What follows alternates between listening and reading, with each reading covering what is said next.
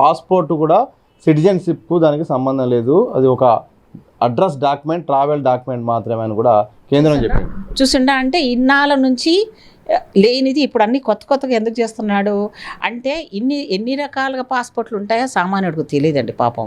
రకరకాల పాస్పోర్ట్లు ఉంటాయి. ఈ భారతీయుడు ఈ భారతదేశంలో ఎక్కడ పుట్టినా సరే అతను సిటిజన్గా ఎక్కడి నుంచైనా పోటీ చేయొచ్చు, ఎక్కడన్నా జీవించవచ్చు. దానికే ఆ పౌరసత్వానికి నిదర్శనం వాడు పుట్టిన తేదీ, వాడు పుట్టిన గ్రామము, వీటిని మాత్రమే ప్రామాణికంగా తీసుకునేవాళ్ళు. ఇప్పుడు మనకి ఏదైతే పాస్పోర్టు విదేశాలకు వెళ్ళేటప్పుడు వెళ్ళే వాళ్ళకు మాత్రం ఖచ్చితంగా సిటిజన్షిప్ను గుర్తించుకొని ఈ పౌరసత్వాన్ని వదిలేసుకొని అక్కడ నువ్వు అమెరికాలో సెటిల్ అవ్వాలనుకునే వాళ్ళకు ఇక్కడ వాడు గుర్తించాలి అనే దానికి ఎన్ని ప్రూఫ్స్ అడిగారు మనకి. వీళ్ళు వచ్చినాక దరిద్రంగా మనకు ఆధార్ పెట్టాడు. ప్రతిదాని ఆధార్ దేనికి లింక్ పెట్టాడు. ఆధార్ అంటే నీ సంక్షేమ పథకాలు నీకు అన్నీ రావాలంటే నువ్వు ఆధార్ పెట్టుకొని సావాలి. ఆ ఆధార్ తోటి బ్యాంకుకు అకౌంట్కు లింకు పెట్టాలి. ఆ బ్యాంకులో పేదవాడు నువ్వు 10 రూపాయలు దాచుకోవడానికి వీల్లేదు. ఒకవేళ వాడు పెట్టుకున్న బంగారాలు, లాకర్లు, అకౌంట్ డీటెయిల్ అన్నీ మొత్తానికి హ్యాక్ చేసి పడేశాడు. మన ఇన్ఫర్మేషన్ అంతా కూడా భారతదేశంలో ఉన్న ప్రతి పౌరుని డాటాను మొత్తం కూడా ఈరోజు పాకిస్తాన్కి, చైనాకు అందరి చేతులకు వెళ్ళిపోయేటట్టు చేసిన మహానుభావుడు. ఇప్పుడు మనకు సంబంధించినంత వరకు మోదీ గారు చేసిన కుట్రలు కుతంత్రాల్లో పెద్దవి ఏంటంటే మన పౌరసత్వానికి కూడా ఇప్పుడు మనమే క్వశ్చన్ వేసుకోవాలి.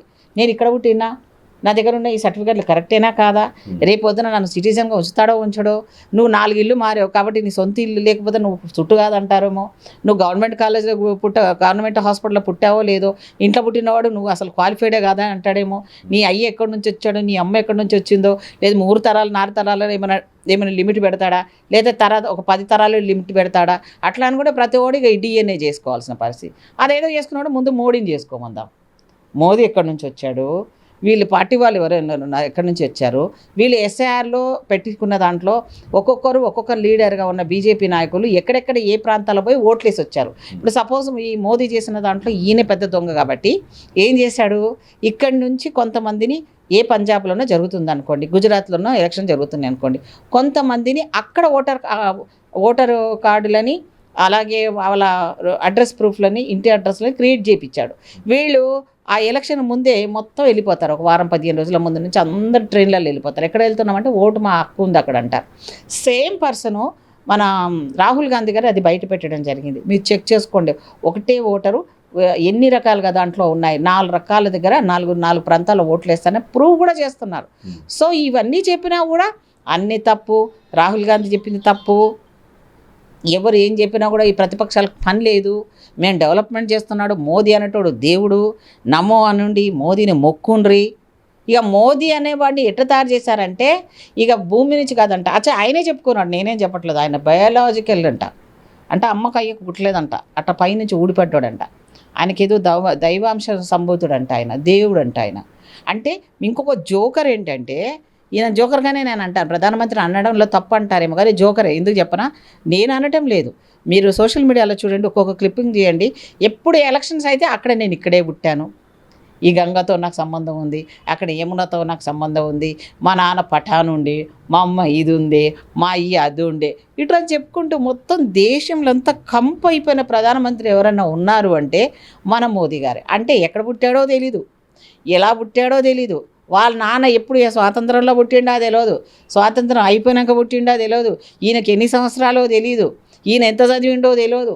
కానీ మన దౌర్భాగ్యం కూడా దొంగ సర్టిఫికేట్ పెట్టుకొని ప్రధానమంత్రికి ఒక యూనివర్సిటీని క్రియేట్ చేసి అమిత్ షా లాంటి దొంగలు ఆ దొంగ ఈ దొంగకు ఒక సర్టిఫికేట్ ప్రజెంట్ చేసి ఈయన మహా మేధావి, ఈయన చదువుకున్నారని చెప్పేసి ఈయనని ఆ రకంగా ప్రొజెక్ట్ చేస్తే మన కర్మగాలి, మనం వేయకున్నా ఓట్లు వేయకున్నా, నీ ఓటు నా ఓటు పడకున్నా ఆయన ఓట్లు వేసుకొని ప్రధానమంత్రి అయ్యాడు. ఇప్పుడు 3వ సారి గెలిచినప్పుడు ఇస్ బార్ 400 పార్, ఇస్ బార్ 400 పార్ అన్నాడు. ఎక్కడ పారయ్యాడు? అసలు నన్ను అడిగితే నైతికంగా ఓడిపోయాడండి. మొన్న ఆ చంద్రబాబు నాయుడు గారే సపోర్ట్ చేయకపోయినంటే, ఆ నితీష్ గారే సపోర్ట్ చేయకపోతే అసలు మోదీ గెలిచేవాడా, గవర్నమెంట్ ఉండేదా? ఇప్పుడు తెలుగు రాష్ట్రాలకు ఆయనకి ఇష్టం ఉండదు, ఎంతసేపు నార్తే ఇష్టం ఉంటుంది. అందువల్ల ఏం చేస్తున్నాడు, అక్కడ ఉత్తరప్రదేశ్ లోపల ఈ రాష్ట్రాల పునర్విభజన చట్టాన్ని మొన్న పెడదామనుకున్నాడు, సంఖ్యాబలం సరిపోలేదు కాబట్టి ఇప్పుడు అందరినీ కొనేసుకున్నాడు. రాఘవ చెడ్డా లాంటి దొంగని మనకు పంపించేసి వాడిని ఒక ఇన్ఫ్లుయెన్సర్గా తయారు చేసేసి వాడు పెద్ద హీరోలా క్రియేట్ చేయించి వాడితో పాటు ఇంకా 7గురిని తీసుకొని వెళ్ళాడు. వాడిని 10 lakhs మెంబర్స్ ఎంతో అప్పటికప్పుడే అన్ఫాలో అయిపోయాడు. వాడు రేపు పొద్దున రాజకీయంగా నిలబడ తుక్కు ఓడగొట్టాలి ఇలాంటి వాళ్ళని.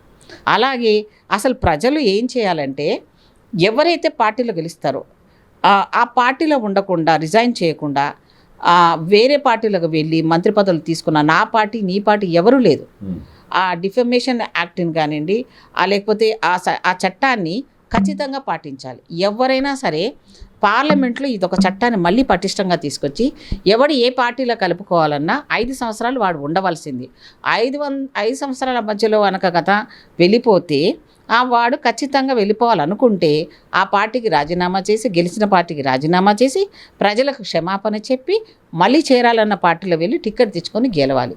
దానితో పాటు ఇంకో దరిద్రం ఉంది రాజ్యాంగంలో. ఆ దరిద్రం ఏంటంటే కొంత మెజారిటీ ఒకరో ఇద్దరో పార్టీ నుంచి వెళ్తే వాళ్ళని స్పీకర్ ఆమోదించడానికి వీల్లేదు, కన్సిడర్ చేయడానికి వీల్లేదు. అందులో ఒక చట్టం ఉంది. ఆ చట్టం ప్రకారంగా కనీసం 7 నుంచి 8 మంది 9 మంది కనుక ఒకేసారి కనుక పార్టీ నుంచి వెళ్ళిపోతే రాష్ట్రాల ప్రాంతీయ పార్టీల నుంచి వెళ్ళిపోతే స్పీకరు వాళ్ళని ఆ పార్టీకి అనుబంధంగా పెట్టుకోవడానికి అవకాశం ఉంది. అనుబంధంగా మొత్తం మెర్జవరు అనుబంధంగా పెట్టుకోవడానికి అవకాశం ఉంది. అంటే వాళ్ళు బయట నుంచి సపోర్ట్ చేసినట్టుగా ఉంటారు కానీ ఫుల్ ఫ్లెడ్జ్గా వాళ్ళు అనుకున్న ఏ పార్టీ ఉందో ఆ పార్టీతోటి వెళ్ళిపోతున్నారు. అంటే ఏంటి, మన ఓటుని మనం వేసిన వాళ్ళని మనం పిచ్చోళ్ళని చేసి మనని ఎదవలని చేసి నా పార్టీ కానీ నీ పార్టీ కానీ ఏ పార్టీ కానివ్వండి, నేను చెప్తున్నాను ఇందులో ఒక నిజాయితీగా రాజకీయాలను భ్రష్టు పట్టడానికి ఇలాంటి దొంగలు నిన్నటిదాకా ఆ పార్టీలో పనిచేసి కార్యకర్తలు కష్టపడి రక్తమోడ్చి దెబ్బలు తిని కేసులు పెట్టించుకొని ఉంటే వాడు గెలిచి తెల్లారే ఆ పార్టీ నుంచి తప్పించుకొని ఇక్కడికి వచ్చి వాడు చేసిన తప్పులన్నీ ఎక్కడ తంతారో జనాలని అధికారంలో ఉన్న పార్టీకి వచ్చి కాళ్ళు మొక్కి మమ్మల్ని చేర్చుకోండి అని అడిగి పార్టీలకు వచ్చి మంత్రి పదవులు కూడా అనుభవించిన వాళ్ళని తీరుగా నియోజకవర్గాల ప్రజలు నిజంగా అది నేను అంటున్నా, మళ్ళీ ఖచ్చితంగా చెప్తున్నానండి, దయచేసి నన్ను ఏమనుకున్నా పర్వాలేదు, నాలాంటి వాళ్ళు రాజకీయంలో ఉండరండి, తక్కువ మంది ఉంటారు. ఇలా నిజాయితీగా చెప్పేవాళ్ళు అంతకన్నా ఉండరు.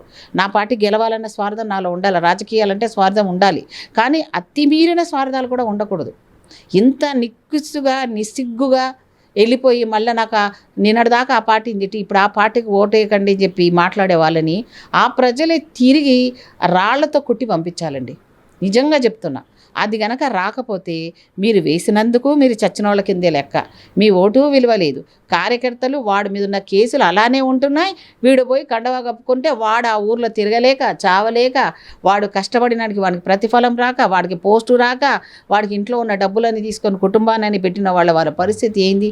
ఆఖరికి వచ్చేసరికి రాజకీయాలు ఎలా అయిపోయినాయంటే నీ దగ్గర డబ్బులు ఉన్నాయా, సూట్ కేసు ఉందా, ఎన్ని కోట్లు ఇస్తావు, ఎలక్షన్లో మరి కొనుక్కోవాలంటే ఖర్చు పెట్టాలంటే డబ్బులు కావాలనే లెవెల్లో ఈ బేరాలు సంబంధించిన రాజకీయ వ్యవస్థ రావడం అనేది ఈ దేశంలో ఉన్న దరిద్రానికి నిదర్శనం. అందులో నీ పార్టీ లేదు, నా రాష్ట్రం లేదు, ఏ రాష్ట్రాలు లేవు, అన్ని రాష్ట్రాలు ఇదే పరిస్థితి. అందుకే పార్లమెంటు ఫుల్ మెజారిటీ వస్తే ఇదే దరిద్రాలు ఉంటాయి. ఈ మతతత్వ పార్టీ లాంటి బీజేపీ పార్టీ గెలవడం మన దేశానికి పెద్ద దరిద్రము. అంతేకాకుండా ఇప్పుడు ఆర్ఎస్ఎస్, నేను అడగకముందే నేను చెప్తున్నా, ఆర్ఎస్ఎస్ అనే సంస్థ కూడా ఈ దేశాన్ని బీజేపీని గెలుపు కోసం పనిచేస్తూ ఈ దేశాన్ని మొత్తానికి నాశనం చేయడంలో ప్రధానంగా ఆర్ఎస్ఎస్ పాత్ర ఉంది.